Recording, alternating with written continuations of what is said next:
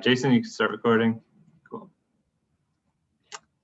Okay, thanks everyone for coming.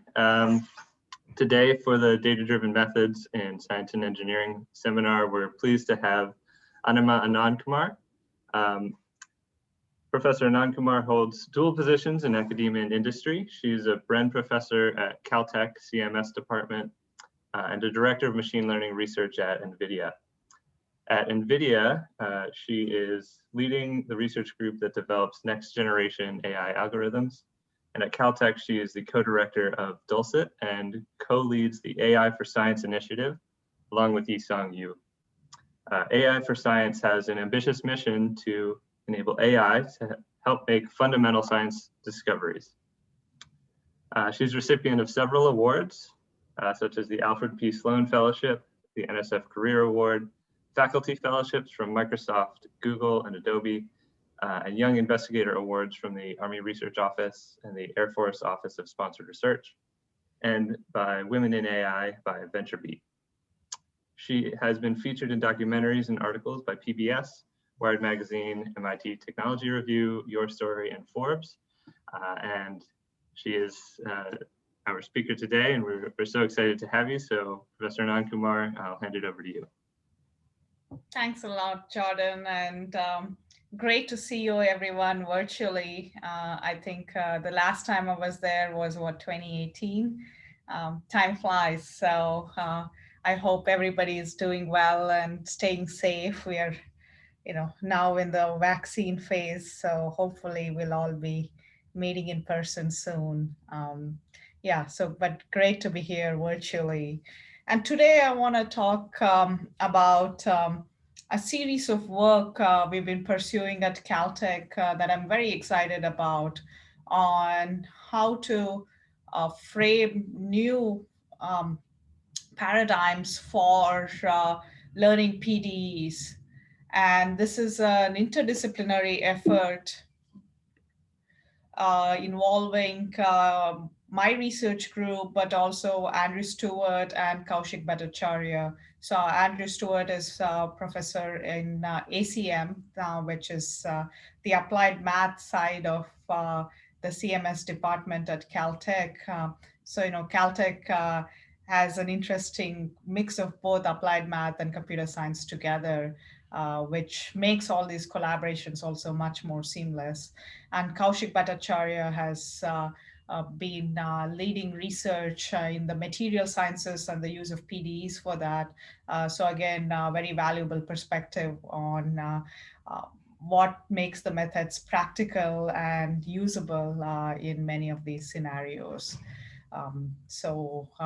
Great interdisciplinary theme. Jordan talked about our AI for Science effort at Caltech. This is, I think, a great example of that happening in practice. And we'd like to see many more of these close collaborations where, we are deriving deep domain, like we are building on deep domain expertise and knowledge, right? How are traditional methods designed? What inspiration can we take from them, and then combine that with data-driven methods, such as deep learning? What is that right mix and integration, I think, is the key. I mean, that's what makes these things an interesting collaboration, right? Because you can think of AI for Science as, in the beginning, right, you directly applying some existing machine learning methods and looking at the performance. Indeed, that's how you get the baselines. But in most cases, standard machine learning will not be very effective because of the constraints and requirements in many of the scientific applications. Most scientific applications you can think of will require some sort of zero-shot generalization, right? Meaning generalizing to examples that were never seen during training.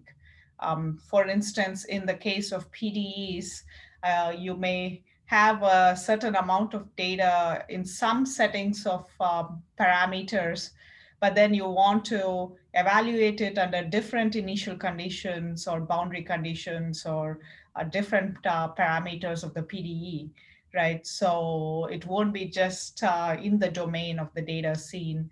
And this is typical, especially if you're making scientific discoveries, you will not be having access to that data at training time.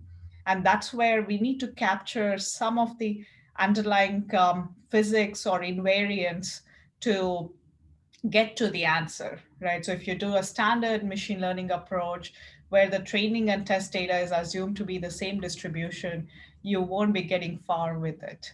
And that's the theme I will emphasize, not just with this neural operator project, but also a few other examples that I'll show you on how we can achieve this zero-shot generalization. So I would say that's the main takeaway from this talk in terms of designing algorithms where we capture the inductive bias of the domain, the constraints in the domain to enable this zero-shot generalization.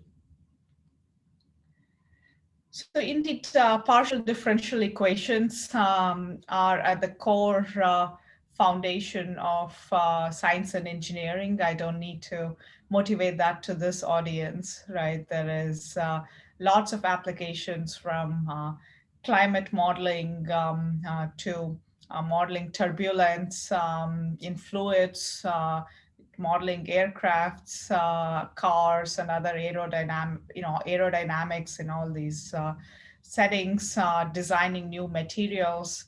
So these are aspects that are governed by partial differential equations. So being able to solve them quickly and efficiently is one of immense importance, right? So the way we will frame this task of learning PDEs is learning the solution operator.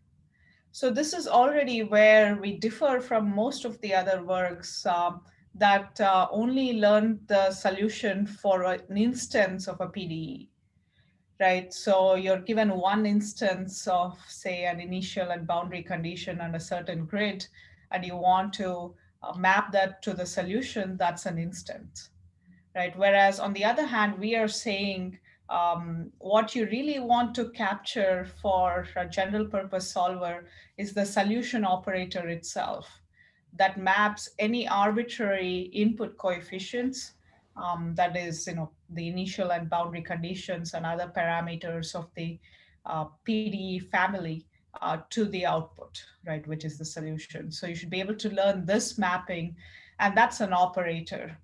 Right, so operator extends functions to now infinite dimensional spaces. So the difference is we can use a neural network to have the mappings between finite dimensional functions. But then an operator now maps potentially infinite dimensional spaces between input and output. So that's where we need to redesign and think of a new paradigm for operator learning, and that's what we'll call the neural operator.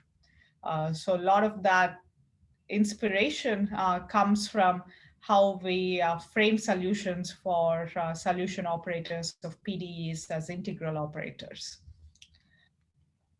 Yeah, so kind of to quickly contrast conventional methods or traditional methods that are not data-driven, right, that use fixed computation to get to the solution. The data-driven methods, in contrast, are learning from certain either empirical data or data generated from existing solvers.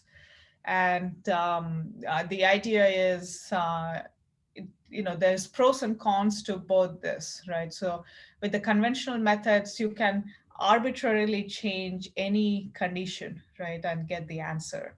But then each time you have to recompute, so it's very expensive. That's why they're extremely slow, especially when you want to get high fidelity solutions. So what makes PDEs so challenging is their multi-scale structure. So if you're deriving solutions at a coarse scale, they won't generalize to fine scale, right? You have to do a lot of brute force computation in these traditional methods to get to the solution. That's where, that's why they have been the poster child for supercomputing, right? They require such enormous computational, uh, you know, uh, hardware. So that's the problem with them, right? Each time you have to recompute, but on the other hand, it's completely generalizable. With the data-driven methods, on the other hand, you may end up overfitting to the training data and not being able to generalize. And this brings back to the story of zero-shot generalization that I have been emphasizing. Can we learn the solution operator with a limited amount of data?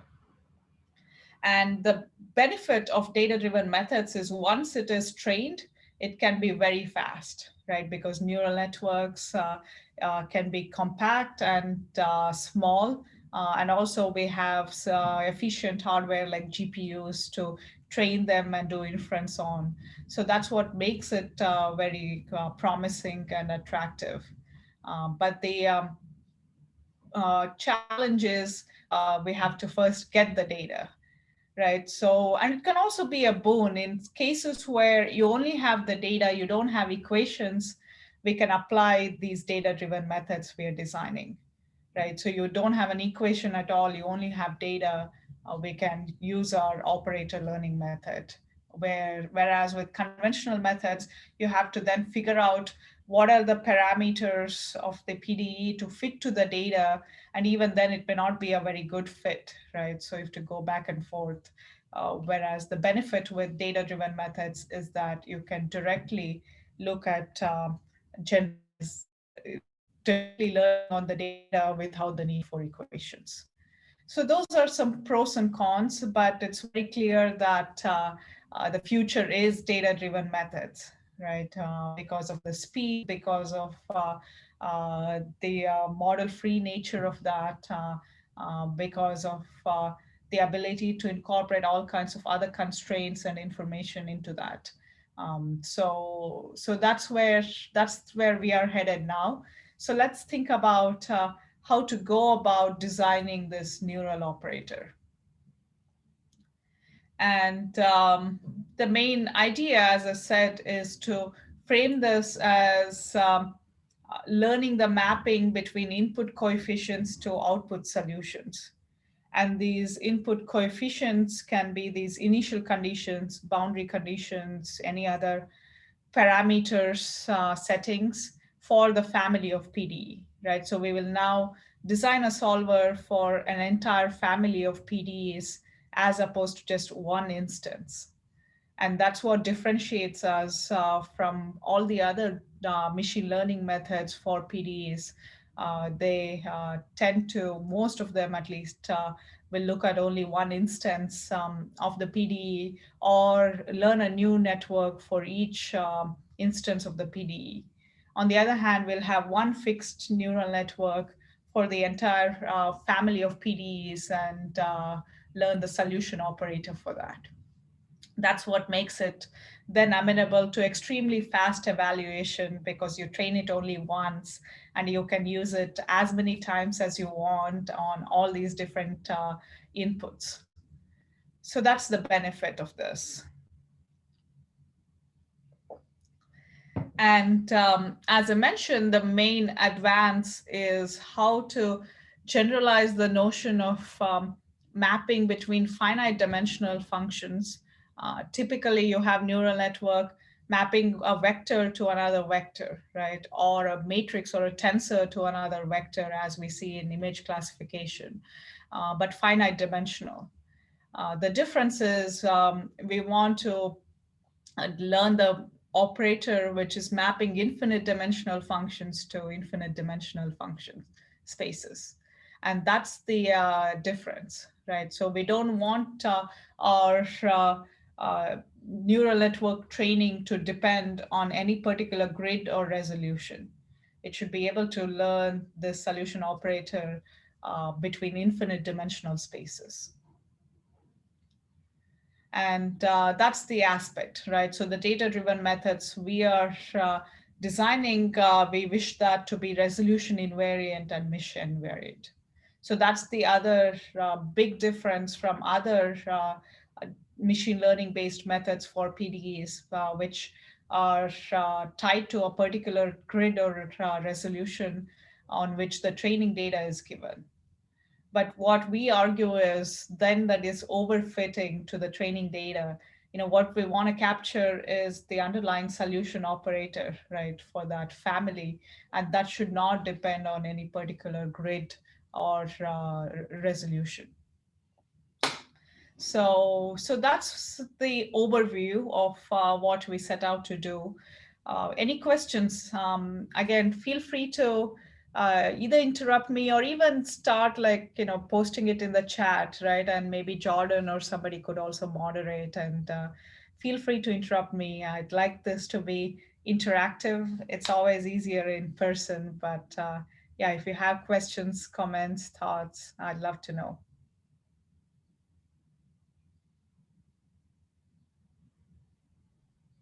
Great. So it looks like we can proceed. So yeah, the notion of neural operator, what we will see is, similar to a standard neural network, right? You have composition of many linear layers with nonlinearity, right? So sigmas are some nonlinearity. These k are certain linear operations, right? So in a standard neural network, the linear operation is some matrix multiplication with a finite size layer. And then we have nonlinearity like ReLU or other variants. And then we can compose it, and that's what gives us universal approximation for finite dimensional mappings between finite dimensional functions. So the question now is, how do we extend that notion with neural operator to map infinite dimensional functions? And that's where we will see this notion of like a linear operation now will be infinite dimensional, right? So and that's where we will be deriving inspiration from how we can frame the solution operator for PDEs as integral operators. Yeah, to make this more precise, we can put down the problem setting as solving second order elliptic PDE, right? That's the family we have considered so far. You can also go beyond that, but so many, right, popular families are of this form. And what we see here is the mapping from the input coefficients, that is, these are the initial conditions to, or in this case, rather coefficients to the solution. And, you could also more generally have a non-zero boundary condition, right? So that's the more general setting. So that's what we'd like to learn, the operator, right? Going from coefficients to the solutions. And what we know is, right, the inverse of the differential operator can be written in the form of kernel convolution, right? That's the integral operator.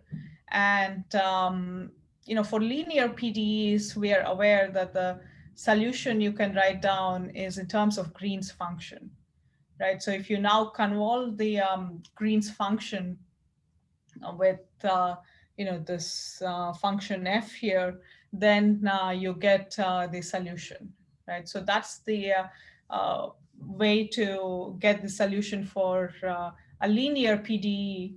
And then what you can do with nonlinear PDE is now compose several layers of that, right? And that's how we can get a universal approximation then for solution operator of general PDEs.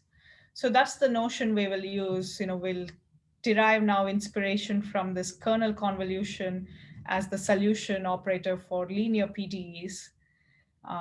And the goal is then we can now approximate this kernel convolution through a neural network, right? So we want to use a neural network to approximately compute this kernel convolution that is continuous, right? The goal is now we should be able to compute this kernel convolution at any resolution or mesh rather than a very specific mesh or resolution, right? So we want to make it independent and have this continuous convolution. And so that's one aspect. So how do we design a neural network to efficiently compute this kernel convolution? That's one aspect, right? And the second aspect is how do we then compose several layers of that to get solutions for general PDEs. And in fact, stacking several layers of that and using some nonlinearity here, right? We have the intuition that now, this is similar to a neural network, standard neural network between finite dimensional functions, right? You need composition with nonlinearity. And also, right, you can take inspiration from implicit methods in solving PDEs, right? General PDEs. That's also having this kind of an iterative approach of stacking layers. So you can look at it from both the lens, from the lens of what you require for universal approximation is some nonlinear composition, or thinking of it as an implicit method, you need stacking of several layers of this iteration, right? Or several iterations of this convolution, kernel convolution. And so that's the aspect, the main insights that have gone into designing this neural operator. So what we have is now from these Ks are the kernel convolution. So those are linear operators. And now we are composing them with nonlinearity and composing over many layers. So very natural extension of a neural network between finite dimensional functions. One additional aspect, what we can do is we can now learn this solution operator in some lifted space, right? So you can lift it to some higher dimensional space through this linear operation P here, some right neural network layer again, and then you can project it back to the original space. So you can always do that. I mean, this is the standard trick for embedding. And so that's our overall neural operator. So we have now this lifting operation, then kernel convolution, nonlinearity over several layers and projecting it back.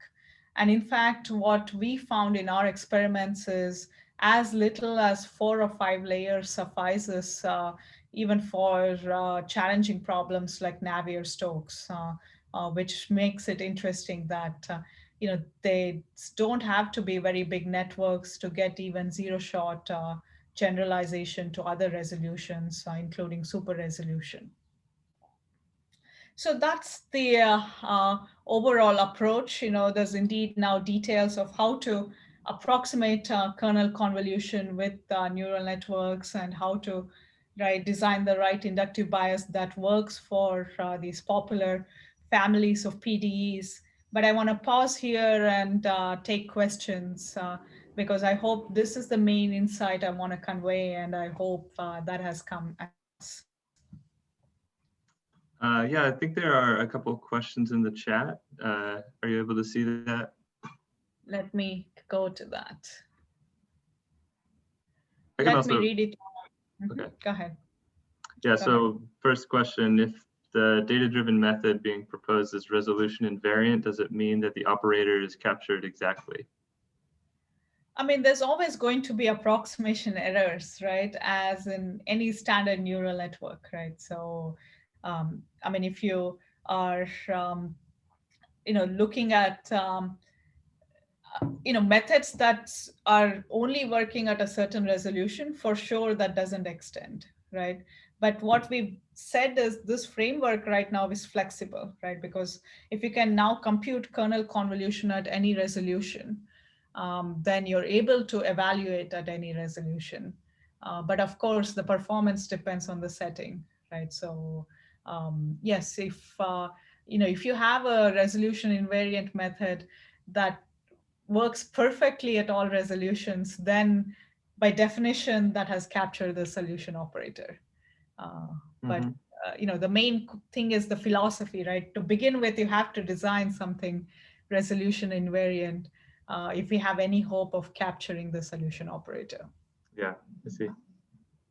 The next question is there a universal approximation theorem for operators, I guess, in analogous to Right. I'll functions? talk a little bit more about that. So let's postpone that. Okay. Several more here. What guarantees convergence, and how does a complicated subregion not slow the whole thing down to worst case bottleneck? How do you estimate error? So again, right, this, given this is neural network, right, we cannot guarantee convergence in general, right, because that's the optimization question. And indeed, that depends on the family, right? There could be cases where, yes, if the complicated subregion, it's hard to resolve, that may get stuck. But we'll see examples like plasticity, I will show you later, where Kaushik, has the expertise.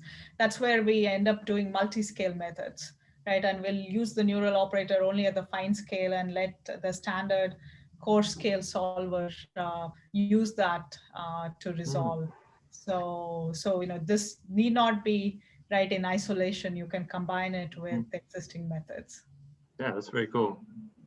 And I think maybe the last one for now, that one of the reasons state-of-the-art PDE techniques are reliable is because they have properties of boundedness, stability, convergence, etc. And is there significant theoretical framework for doing this for data-driven methods? I think those are great questions, and I agree. We're still in the initial steps of that, right, to assess. And you will see later, I'll show you some results on how well we can capture the invariant measure in chaotic systems, right? So that's, again, one way to check if we have correctly learned the solution operator, right? Because there is no hope of being able to predict way into the future in a chaotic system.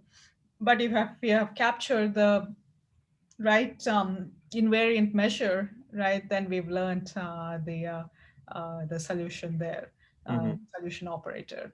Yeah, so we need like other kind of surrogate tests like that to assess it.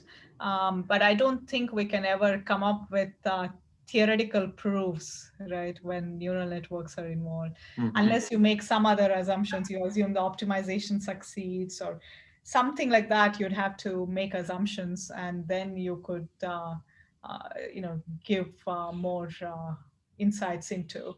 I mean, the other difference is compared to the right, if we are looking at now deterministic PDEs here, I mean, not stochastic differential equations, right? There's the issue of generalization is of a different form here, right? In standard machine learning, generalization is about looking at two different stochastic distributions, right? Like training and test are samples drawn from the same stochastic distribution.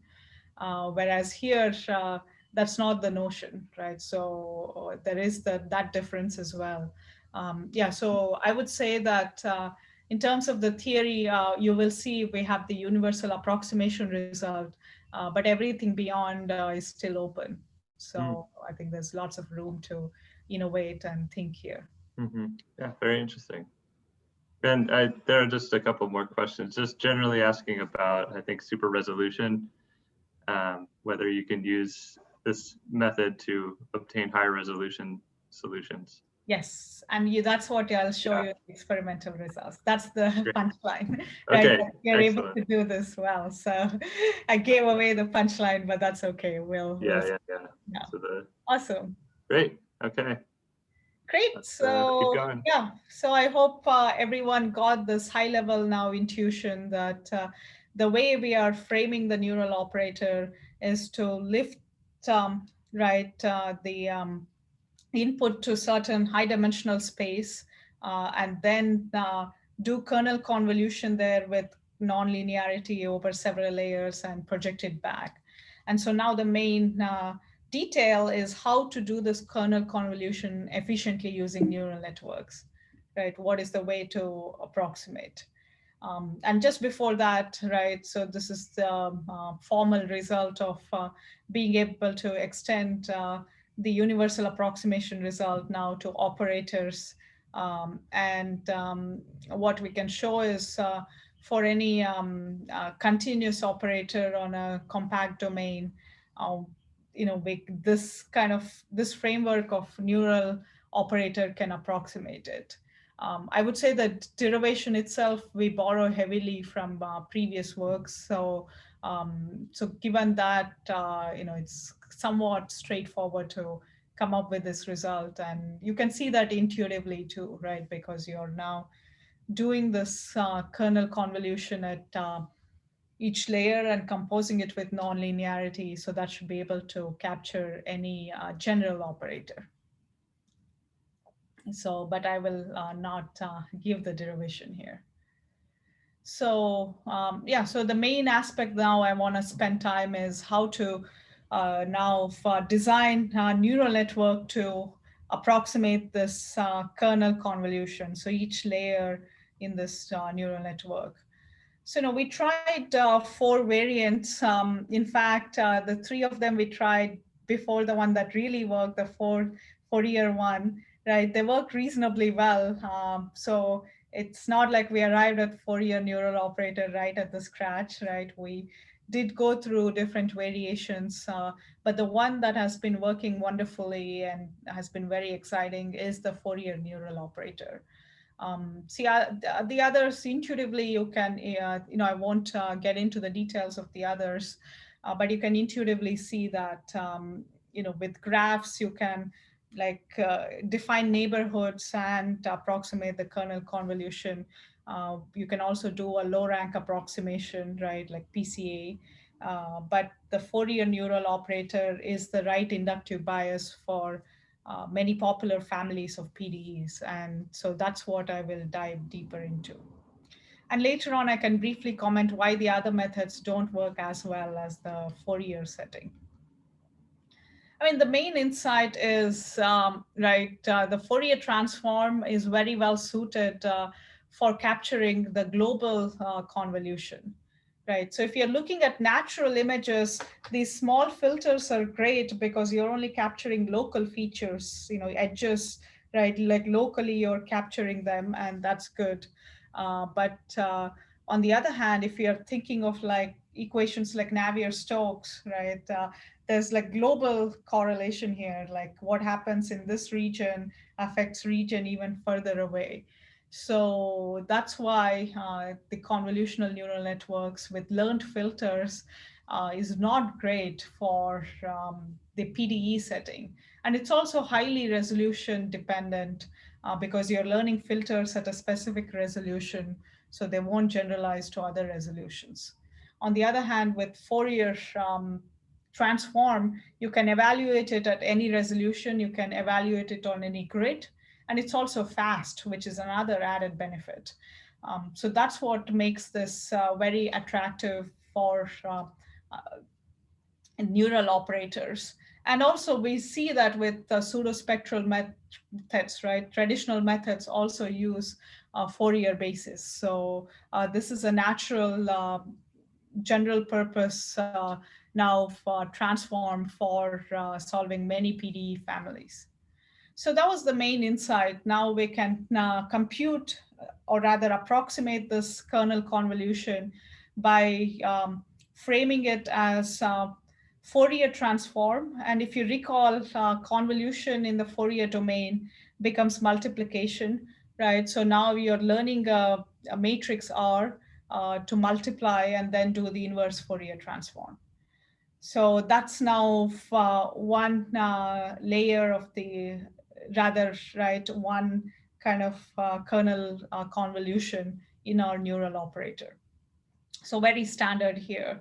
And that's the other added benefit because by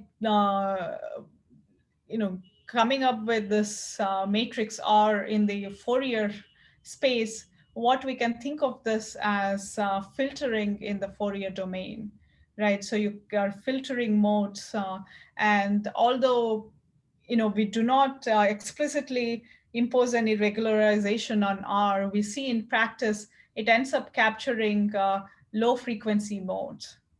right? So the idea is we know in families like Navier-Stokes, right, that there is interaction between different wave numbers and the phenomenon of energy dissipation. So we know that if we can capture only a few of the modes, frequency modes, we are composing with nonlinearity, so we can get the other high frequency modes from low frequency ones. So the network naturally learns that in the Fourier space. And one other detail is we want to then also add an additional linear transform, because if there are non-periodic boundary and some specific information about the location that may not be very efficiently captured with the Fourier space, right? So it's always beneficial now to also add this additional linear layer here, just to similar to what we see with skip connections, but here there's additional interpretation that if there are highly non-periodic boundary conditions, it's not very efficient to capture them in the Fourier space. So it's better that they are learned through this other transform W and the linear transform directly. So, and we do see that in practice with non-periodic boundary conditions, having this W greatly improves the ability to learn. So some, very simple intuitions and notions to design this. I think the simplicity of it is also its strength, that this can work on a variety of different conditions and is fast and easy to implement. So that's the overall approach here, right? With each layer, we can now approximate this kernel convolution. We can do nonlinearity and then compose them together. Yeah, so what are some experimental results? The details are in the paper. We started with Darcy and Burgers, which are simpler cases compared to the general Navier-Stokes. This is here in 2 dimensions that we are solving. So what you see is being able to train on extremely coarse resolution data, right? So training time, you only have access to 64 by 64 in spatial resolution and 20 time points in temporal resolution. And then at test time, you can directly evaluate it at a finer resolution, right? And that's what we see, the ability to do that under different initial conditions, and being able to do that very fast. This is up to 1,000 times faster compared to traditional solvers. So that's what we see, the ability for this zero-shot super resolution and being able to solve under all different initial conditions. And in this case, I believe we had less than 1,000 samples of different initial conditions in this coarse resolution to capture this solution operator. And indeed, we also see that it captures the energy spectrum much more efficiently compared to other methods.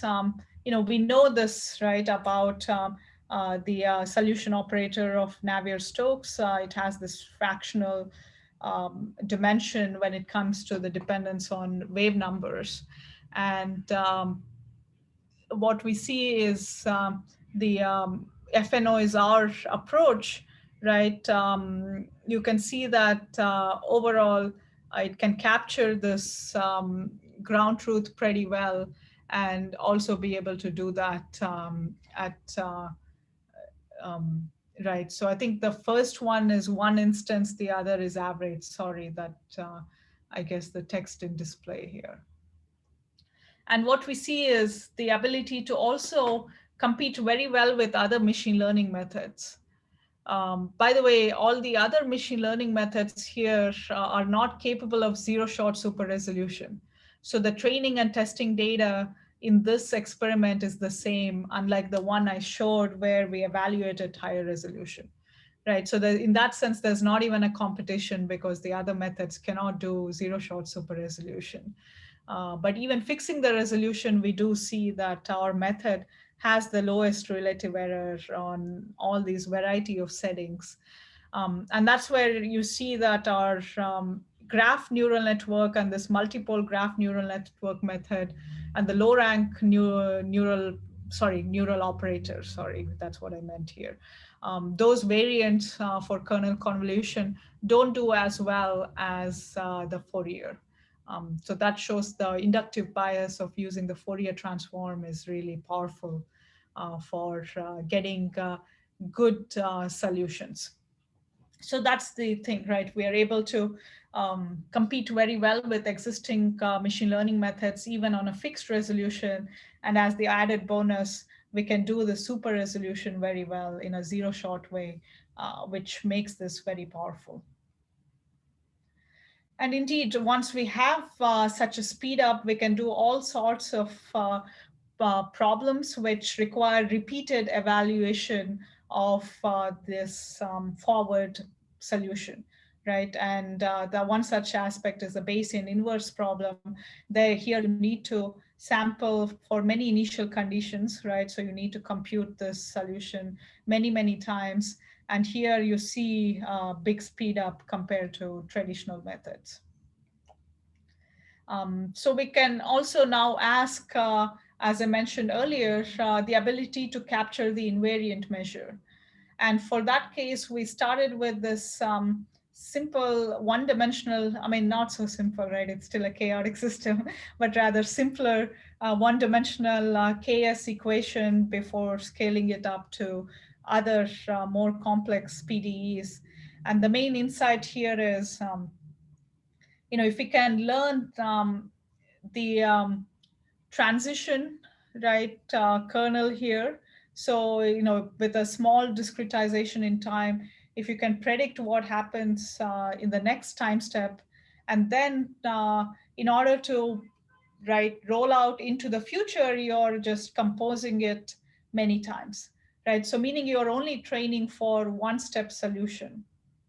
Where one time step discretization, you're learning that mapping and you're directly now generalizing it to a long time horizon.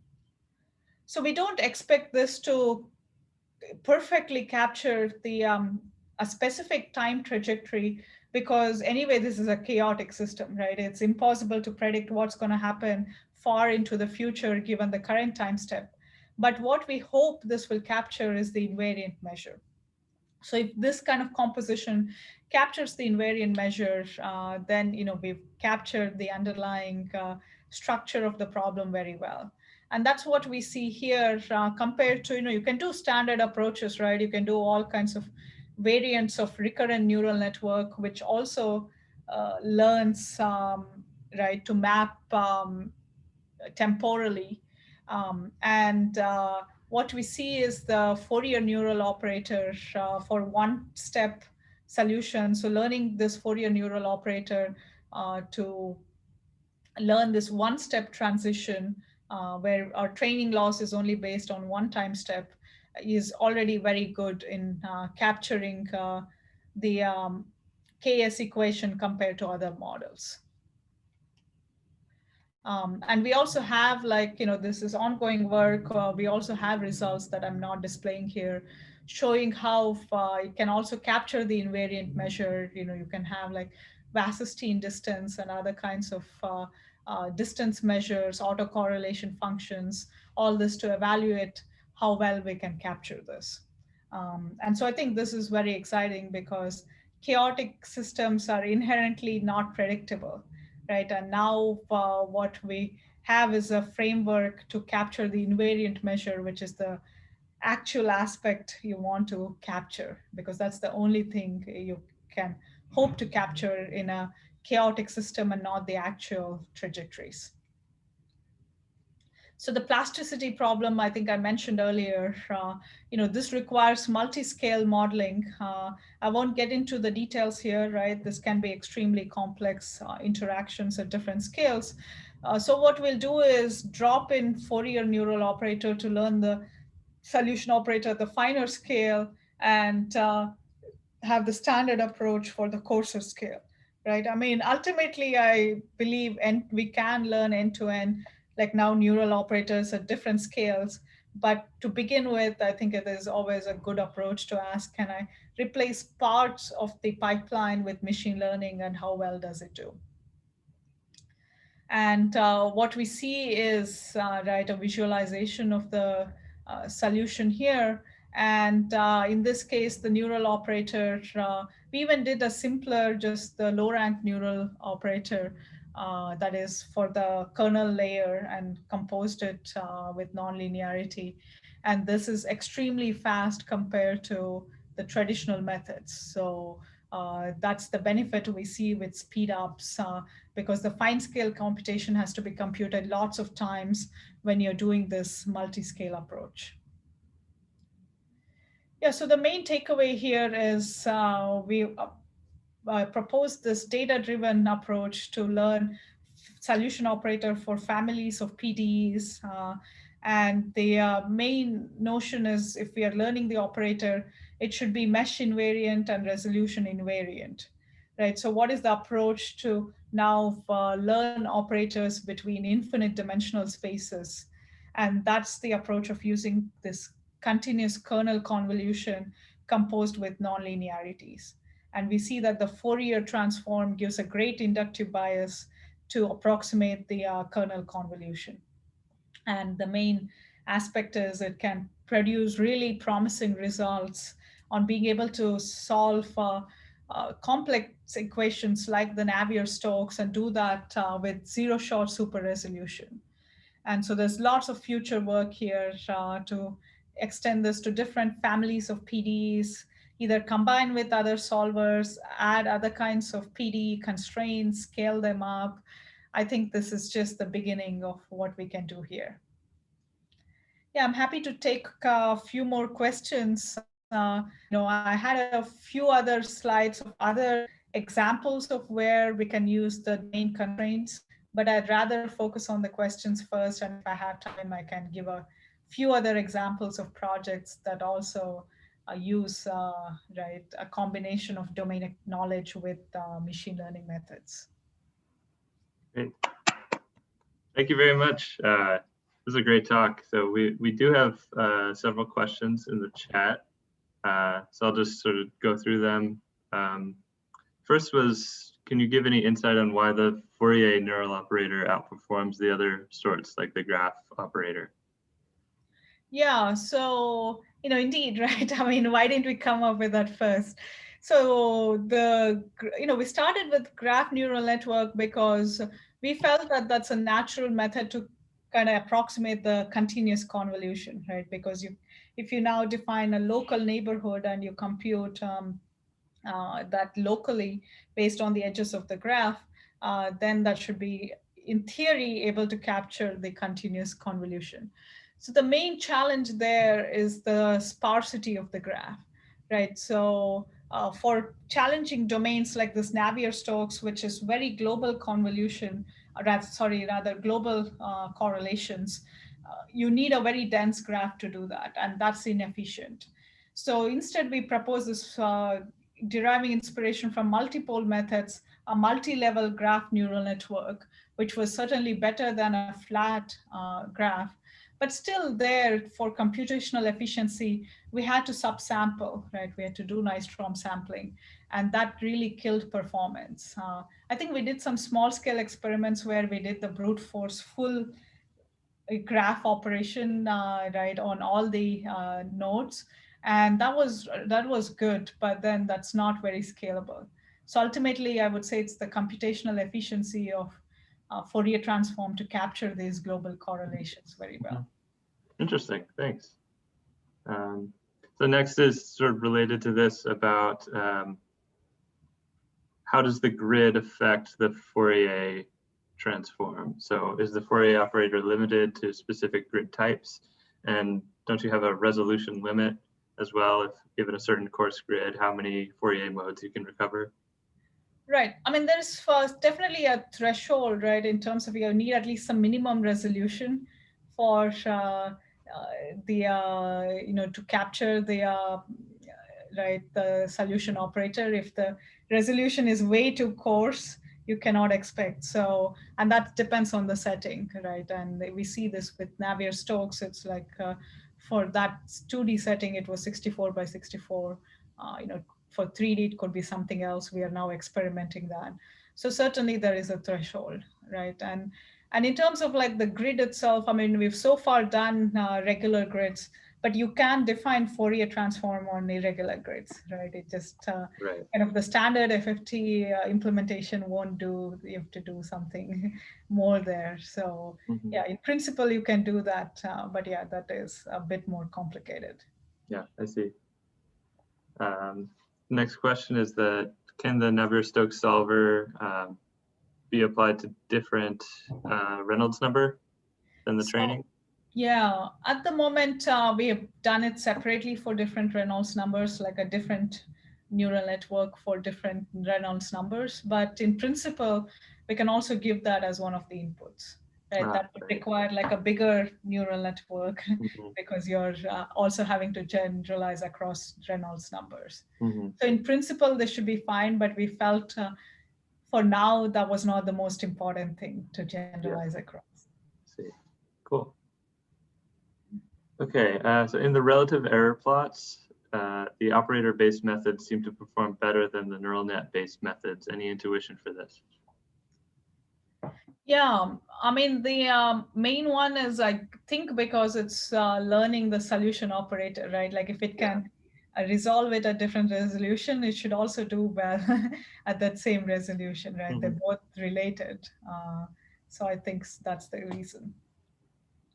Interesting, yeah. And what can you say about the relative error compared to classical methods, finite volume, finite element, finite difference? Right. So, the solvers, right now we're treating the traditional method as the ground truth, right? So that's because we are deriving training data from that, and then we are testing it. I think we used like the pseudospectral solvers. Yeah, I mean, the thing is, right, yes, indeed, there are approximations even in the traditional methods to get faster solutions. But in the speed, there's no competition, right? Yeah. These methods are so many orders of magnitude faster. So we felt like that comparison wasn't really necessary. Got it. Now for the Kuramoto-Savichinski example, I was interested in this as well. So how does the Fourier neural operator compare to reservoir computers? Yeah, so we have been also running experiments with the reservoir computers, computing notions, right? So and all these different variants of recurrent nets, and we see that it's capturing it much more efficiently. But all the experiments are still ongoing, so our results look promising. But yeah, we haven't yet released the details. So I see. We'll when we announce that, we can dig more into it. Cool. Cool. So can you generalize to time steps and time horizons that are different from those in the training data? Certainly, that's what we were doing with the KS equation, right? We were rolling out way into the future while learning only, small discretization time step.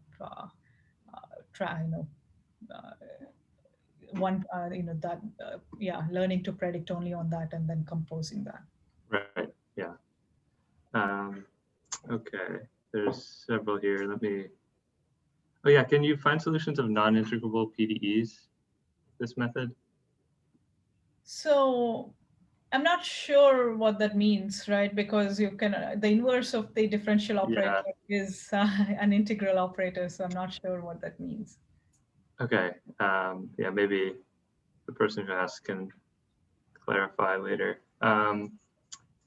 So Mohammed Farazman asked if he can ask a question. So I'll unmute him so he can ask a question himself.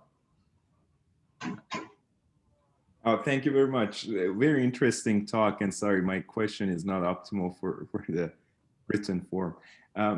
When you started talking about the approach, you started with an linear elliptic PDE, and it makes sense to think of kernels and things, operators in terms of kernels. But then you apply it to Navier-Stokes. So am I correct to understand that the nonlinearity is encoded in the activation functions you use? And the other question, I was wondering if you could elaborate on the Darcy simulations. What are exactly the inputs, the training data, basically? I understand it's on a coarse grid, but I want to understand better how you sample the initial conditions. It's a two-part question, sorry. Yeah, I mean, the first one, you're exactly right, right? The main intuition is we are using the nonlinearity as a way to extend from linear PDEs to general PDEs, right? And that's also, the insight is related to implicit solvers, right? That also have a similar notion of stacking layers, right? So you could think of it from that lens or from the universal approximation lens, right? That you need the nonlinearity to do that. So regarding the second one, the details are in the paper, but for all these different Darcy, Burgers, Navier-Stokes, our initial conditions, we sampled it as Gaussian distribution. And our test time as well, we are evaluating it with Gaussian distribution. So I think, yeah, there are some questions there in terms of what if there's a distribution shift also in the initial conditions, right? And we may want to do some kind of domain adaptation methods. So I think there's some nice work to be done. So at the moment, we are expecting the distribution of the train and test in initial conditions to be not that different. I think we did vary a little bit, and right, it was quite robust, but I think more studies need to be done if you want to completely assess the robustness with respect to all initial conditions at all resolutions. But I think the more fruitful approach is that's why to look at capturing the invariant measure, right? Because in a way, if you can showcase that, then you don't have to exhaustively check how it does at all these different conditions. Interesting. I think maybe there's two more out of there's so many questions in the chat, but can we expect that Fourier neural operator is able to capture the singularity or discontinuity exactly, even if the traditional method on coarse mesh captures that singularity poorly? I mean, that's I think this is what I mentioned, right? So, we have to have some kind of threshold on the coarse mesh being able to capture it faithfully, right? And the main insight here is, yes, we have the coarse mesh during training, but we have many different initial conditions to train on, right? So that's how it's able to capture that, the same solution operator is in work across all these different initial conditions. So it is possible that even with singularities, it could capture it well, or you could use wavelet transform, which we've also tried out, right? In those extreme cases, maybe that does better than Fourier. Yeah, that's an empirical question. That makes sense. Yeah. And then finally, something about training time and tuning parameters. So how does the training time look for one of these networks? Yeah. I mean, very efficient. As I said, few hundred to 1,000 samples for even that Navier-Stokes example that I showed, in 2D. And I think as we now scale up to 3D, we will require more than that, but not an enormous lot, right? We are not talking about billions of examples like in AlphaGo or anything, which I think to me is very interesting that you don't need that. That's interesting. And maybe just building off of that briefly, does the success of this method somehow rely on existence of a low-dimensional structure in the solution? Absolutely. Yeah. Here we know the solution operator, right? There's extensive research showing that it's finite dimensional, right? I mean, if the operator itself is infinite dimensional, there's no hope that it would be captured well by a small neural network. Yeah, that makes sense. Cool. And there was one that just came in. Can the neural operator capture behavior of a system that undergoes a transition, like from laminar to turbulence? And I think you touched on this before, saying that you could sort of append the Reynolds number as an extra input. Yeah, we haven't tried it so far, but that should in principle extend well. Yeah. Great. Okay, well, I think we've taken up enough of your time and asked enough questions. So I'd like to thank you again very much for this excellent talk. I think it was very interesting. And yeah, thanks for your time. Yeah, thank you. Thank you for having me. Of course. Enjoy your weekend.